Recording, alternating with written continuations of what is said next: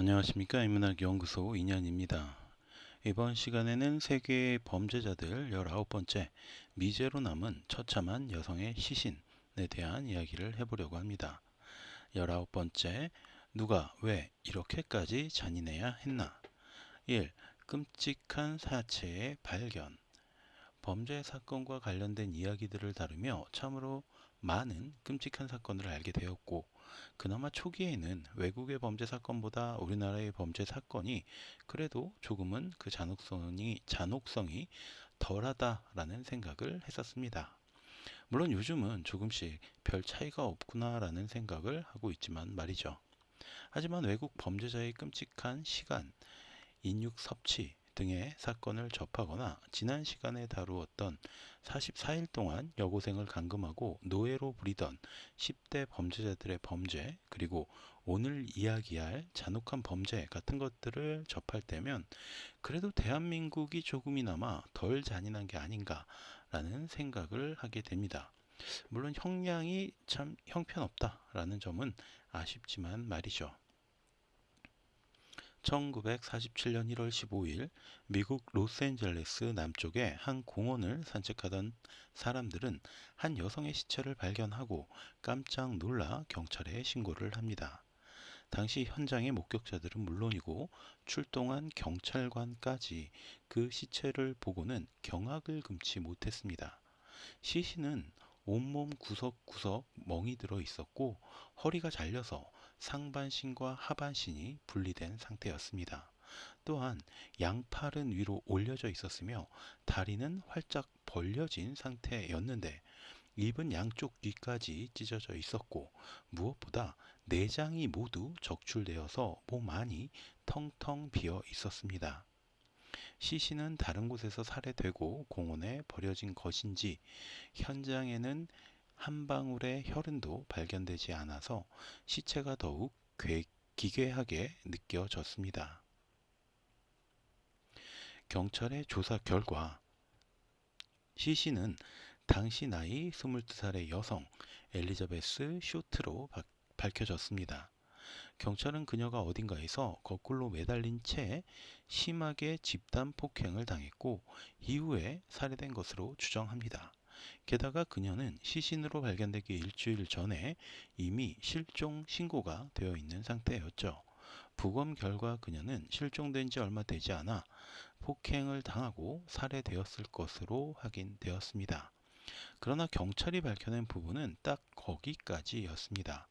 대체 누가 왜 22살의 이 젊은 여성을 이토록 끔찍하게 살해하고 공원에 가져다 놓았는지는 알 수가 없었죠.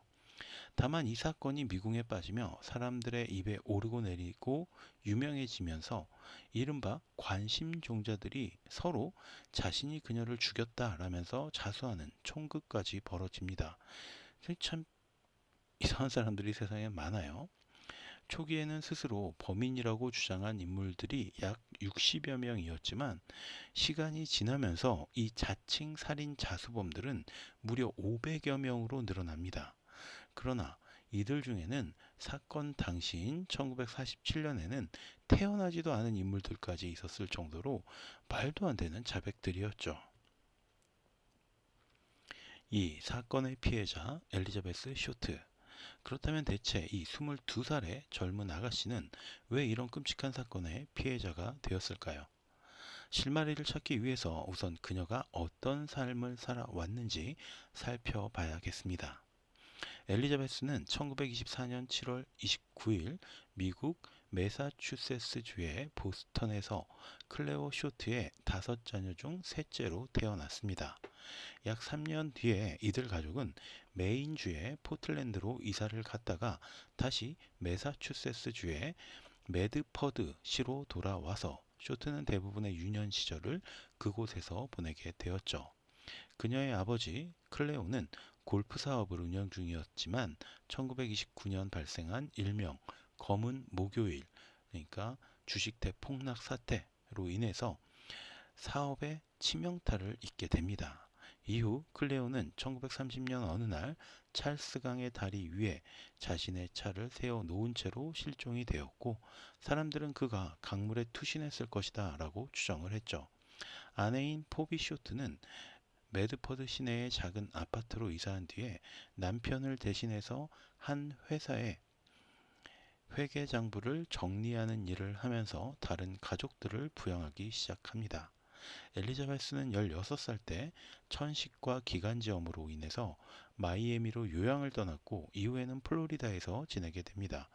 즉 그녀의 어머니는 혼자 몸으로 5명의 자녀를 키우며 그 중에 하나인 엘리자베스를 플로리다로 요양까지 보내준 거죠. 그렇게 엘리자베스는 3년 동안이나 매사추세츠 매드퍼드와 플로리다를 오가며 요양 생활을 하게 됩니다. 1942년이 지나갈 무렵 그녀의 가족들은 놀라운 소식을 듣게 됩니다. 자살한 것으로 생각했던 아버지 클레오에게 살아있다는 편지를 받았던 것이죠. 황당하게도 그는 살아있을 뿐만 아니라 캘리포니아에서 새 삶을 살고 있다고 하면서 미안하다는 말도 남깁니다. 이 소식을 접한 엘리자베스는 6살 이후에 본 적도 없는 이 아버지와 함께 살겠다면서 캘리포니아로 향하게 됩니다. 그러나 불과 한 달도 되지 않아 아버지와 싸운 엘리자베스는 가출을 했고요. 19살 나이에 롬포크의 캠프 쿠그 반데버그 공군기지 군 매점의 점원으로 일을 하게 됩니다.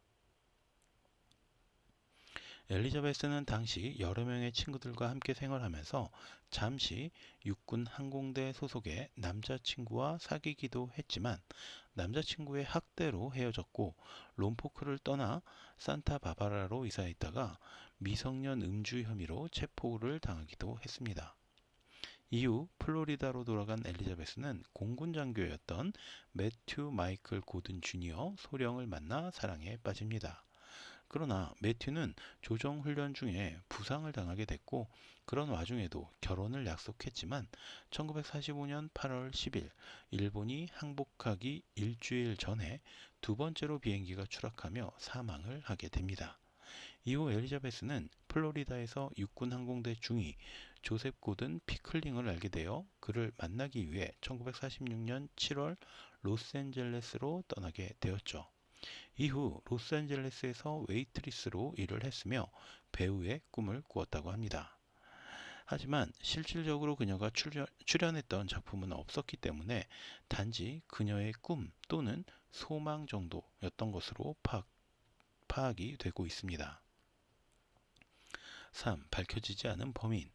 그녀가 살해당하기 전인 1947년 1월 9일 엘리자베스 쇼트는 로버트 레드맨리라는 남자와 샌디에이고로 여행을 다녀왔는데 유부남이었던 로버트는 당시 그녀를 로스앤젤레스 시내의 빌트모어 호텔 앞에 내려주었다라고 진술을 합니다. 또한 로버트는 그녀의 언니가 엘리자베스를 만나러 왔다고 이야기를 했고 호텔 로비의 직원 역시 그녀가 로비에서 전화기를 사용하는 것을 보았다는 진술을 하기도 합니다. 물론 로버트의 진술에 의문을 품은 사람들도 있었지만 엘리자베스의 최종 목적지는 빌트모어 호텔에서 약 0.8km 정도 떨어진 크라운 그릴 칵테일 라운지였고 그곳의 고객들은 엘리자베스를 목격했다라고 진술했습니다. 그리고 그녀는 일주일 뒤인 1947년 1월 15일 아침 변사체로 발견이 된 것이죠. 1947년 1월 21일 로스앤젤레스 이그제미나 지의 편집장 제임스 리처드슨 앞으로 한 통의 전화가 걸려옵니다. 이 이그제미나지는 엘리자베스의 죽음을 이슈화시켰으며 그녀를 성적으로 문란한 여성으로 표현하기도 했던 것입니다. 그리고 그녀가 생전에 검은 옷을 즐겨 입었다라는 사실만으로 그녀에게 블랙달리아라는 별명을 붙이기도 했죠. 아무튼 전화를 한 이 남자는 자신이 엘리자베스의 살인범이라고 자백을 하면서 언젠가는 모습을 드러낼 것이나 경찰이 자신을 좀 더 뒤쫓은 뒤에나 그럴 것이다 라고 말을 합니다. 그리고 엘리자베스 쇼트의 기념품 약관을 편지로 받을 기대를 하라는 말을 남기기도 했죠. 그리고 실제로 1월 24일 우정청 직원은 이상한 소포를 발견하는데 수신인은 로스앤젤레스 이그제미나를 비롯한 로스앤젤레스의 신문사들이었습니다. 봉투 앞면에는 여기 달리아의 소지품을 보낸다 라고 큼지막하게 쓰여 있었고 봉투 안에는 엘리자베스 쇼트의 출생증명서, 명함, 사진, 이름을 쓴 종이 쪽지, 주소록 한 권 등이 들어 있었습니다. 주소록 표지에는 마크 한센이라는 이름이 엠보싱 처리되어 있었으며 이 소포는 휘발유로 모든 지문을 지운 상태였습니다. 그리고 같은 날 이그제미나지에 또 다른 소포가 배달이 되는데 그 안에는 핸드백과 검은색 스웨이드 구두가 들어 있었습니다. 경찰은 마크 한센이라는 이름에 주목을 했고 용의자로 그를 조사합니다. 한센은 지역 유지로 나이트클럽과 극장 소유주였으며 엘리자베스와도 친분이 있었다고 합니다. 엘리자베스의 친구이자 룸메이트였던 앤 토스는 경찰에게 최근 엘리자베스에게 성적으로 추근되던 마크를 엘리자베스가 거절한 적이 있었다라는 증언을 하기도 했죠. 경찰은 이것이 마크의 살해 동기로 추정했지만 이것을 입증할 만한 아무런 증거가 없었기 때문에 결국 마크는 무혐의로 풀려납니다. 살아있는 쇼트를 마지막으로 본 사람으로 알려진 로버트 맨리 역시 조사를 받았지만 거짓말 탐지기를 비롯한 여러 차례의 조사 끝에 무혐의로 풀려났죠. 당시 로스앤젤레스 경찰은 약 750명의 수사관을 동원했으며 LA 전 구역의 빗물 배수관, 폐건물, 로스앤젤레스 강변 등 여러 장소를 수색했지만 아무런 증거도 찾아내지 못했습니다. 오죽하면 당시 시의원인 로이드 데이비스는 살인범을 찾는 데 기여할 수 있는 정보를 제공하는 자에게 1만 불, 현재의 약 1억 5천만 원 정도를 주겠다라면서 현상금을 걸기까지 했지만 오히려 가짜 자백을 하는 관심 종자들의 숫자만을 늘렸을 뿐입니다. 결국 이 끔찍한 살인사건은 미제로 끝이 나버렸고 78년이 지난 지금까지 여전히 그 범인을 밝혀내지 못한 채로 남아 있습니다. 다만 워낙 끔찍한 사건으로 사람들에게 관심을 받았기 때문에 LA 컨피덴셜이란 소설을 썼던 제임스 엘로이가 1987년 블랙 달리아란 이름의 소설로 만들어서 이 이야기를 출판했고요. 이것을 브라이언 드 팔마 감독이 2006년 영화로 만들기도 했습니다. 대체 이 22살밖에 안 된 어린 여성을 누가 왜 이렇게까지 잔인하게 살해하고 그 시체를 공원에 가져다 두었던 것인지 그 실체는 여전히 밝혀지지 않았습니다. 지금은 아마도 살인범도 이미 사망을 했을 확률이 높지만 이 저승에서 그곳에서라도 이승에서 받지 않고 피해간 대가를 꼭 받기를 바라는 마음으로 이번 이야기를 마치도록 합니다. 자, 그럼 오늘 이야기 여기서 모두 마치도록 하고요. 저는 다음 시간에 또 다른 컨텐츠로 여러분을 찾아뵙도록 하겠습니다.